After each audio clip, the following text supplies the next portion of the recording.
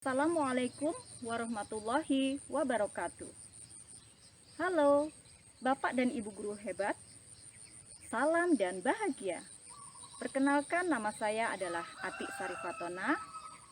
Saya adalah guru kelas 4 di Sekolah Dasar Negeri 4 Air Balui, Kecamatan Sangadesa, Kabupaten Musi Banyu Asin, Provinsi Sumatera Selatan. Ini adalah tahun pelajaran pertama bagi sekolah kami dalam mengimplementasikan kurikulum Merdeka. Tentunya akan banyak hal baru yang bisa dilakukan untuk menerapkannya, baik dalam administrasi, konsep dasar kurikulum, hingga pendekatan yang dilakukan dalam pelaksanaan pembelajaran di kelas. Salah satu pendekatan yang digunakan dalam kurikulum Merdeka adalah pembelajaran berbasis proyek atau dikenal dengan istilah P5.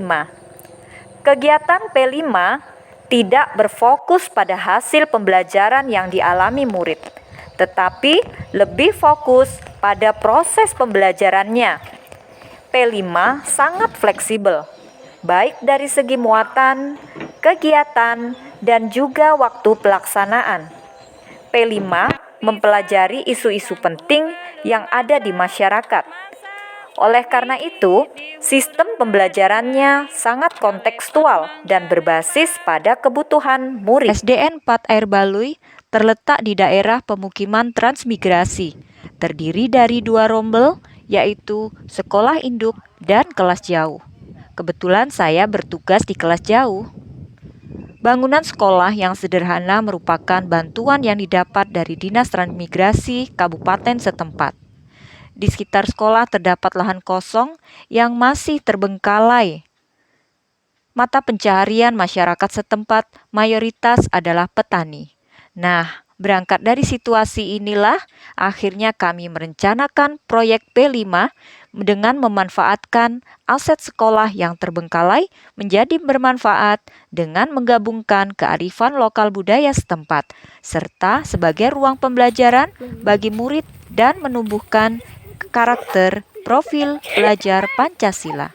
Langkah awal yang dilakukan sesuai alur pembelajaran adalah dibentuknya tim fasilitator oleh kepala sekolah melalui rapat bersama Dewan Guru.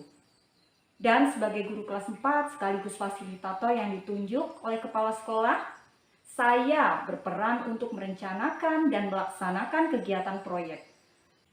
Selanjutnya, di alur yang kedua adalah mengidentifikasi tingkat kesiapan satuan pendidikan. Saya bersama kepala sekolah dan dewan guru berdiskusi untuk mengidentifikasi sumber daya yang dimiliki oleh sekolah.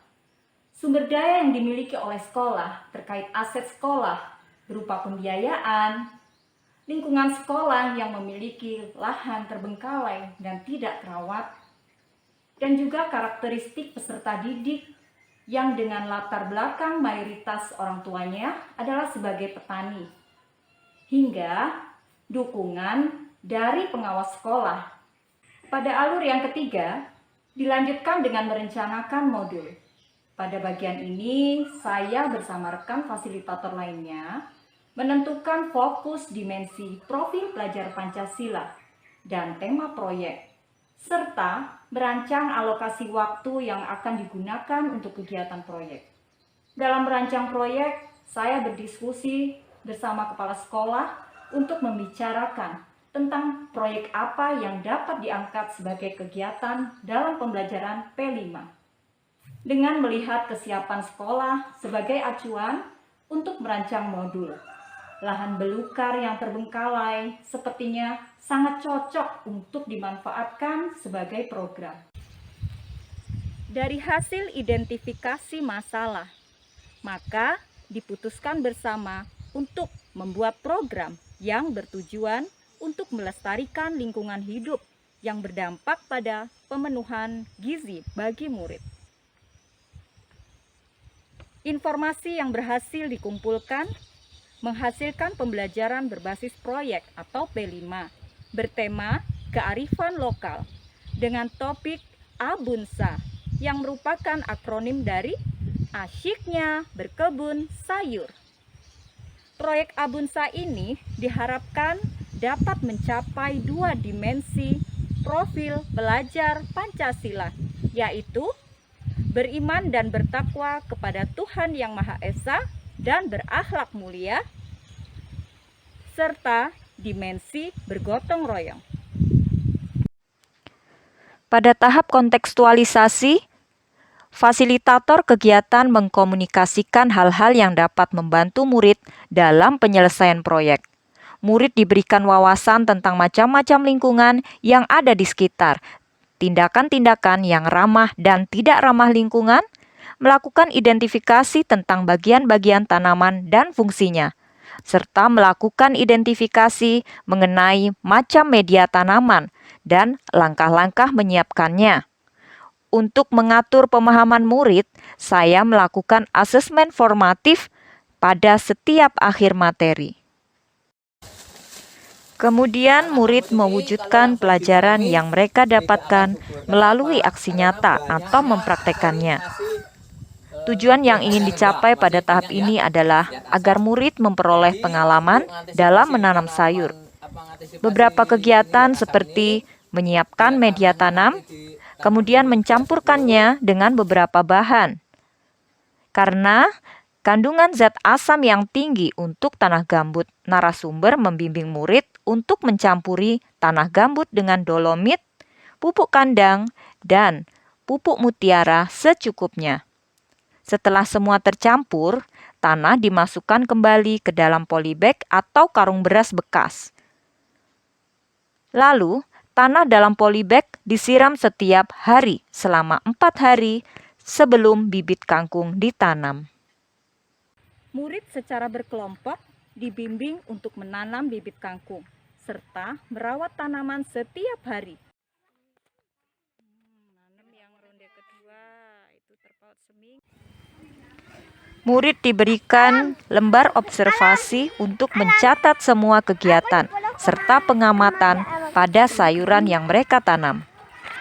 Terlihat mereka sangat senang dan antusias.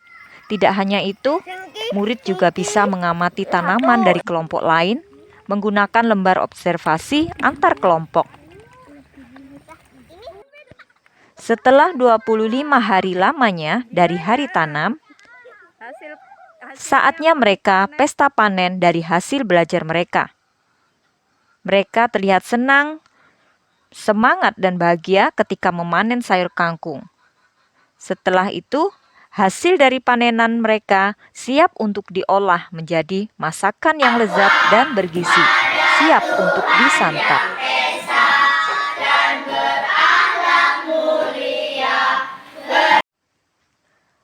Pada tahap refleksi dan tindak lanjut, murid mengevaluasi hasil kerja kelompok lain dan mereka merefleksikan diri tentang apa yang diperoleh dalam proyek.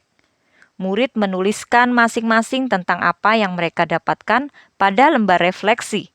Terlihat pada perubahan sikap murid, yaitu terlihat mereka kini senang dan semangat untuk merawat tanaman yang mereka tanam. Mereka juga sudah mulai suka makan sayur. Mereka terlihat sungguh-sungguh dalam seluruh rangkaian kegiatan. Sikap kerjasama dalam merawat tanaman pun muncul pada diri murid. Saya akan menjadikan data-data tersebut sebagai bahan evaluasi dan memperbaiki apa yang masih kurang maksimal selama proses pembelajaran. Tindak lanjut yang saya lakukan adalah meningkatkan kolaborasi yang baik bersama seluruh warga sekolah. Demikianlah praktik baik yang telah saya lakukan dalam mengimplementasikan pembelajaran pada proyek penguatan profil pelajar Pancasila. Semoga bisa bermanfaat dan menginspirasi teman-teman guru semua. Wassalamualaikum warahmatullahi wabarakatuh. Terima kasih.